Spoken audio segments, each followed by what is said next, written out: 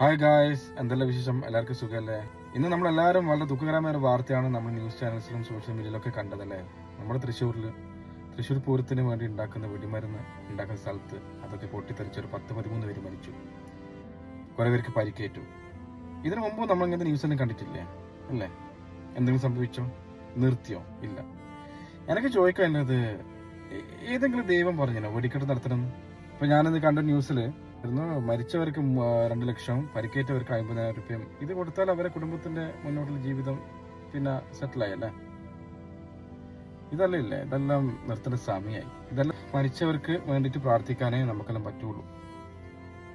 ഇതിനു വേണ്ടി ആരും സംസാരിക്കണം, ഇതെല്ലാം നിർത്തണം. ശരിയാ, നമ്മുടെ കഷ്ടമാണ്, നമ്മുടെ ഹിന്ദു പ്രകാരമുള്ള കഷ്ടമാണ്. പക്ഷെ ഇതെല്ലാം മാറ്റുന്ന ടൈമായി. വളരെ സങ്കടം തോന്നി. അതാണ് ഞാനിപ്പോൾ ഈ വീഡിയോ ചെയ്യാൻ ഞാൻ വിചാരിച്ചത്. ഒരു ദൈവം പറഞ്ഞിട്ടില്ല വെടിക്കെട്ട് നടത്തണം. നമ്മൾ ഉണ്ടാക്കിയതാണ്, അത് നമ്മളായിട്ട് തന്നെ മാറ്റണം, നമ്മളായിട്ട് തന്നെ അത് മാറ്റുക. ഓക്കെ ഗൈസ്, കാണാം.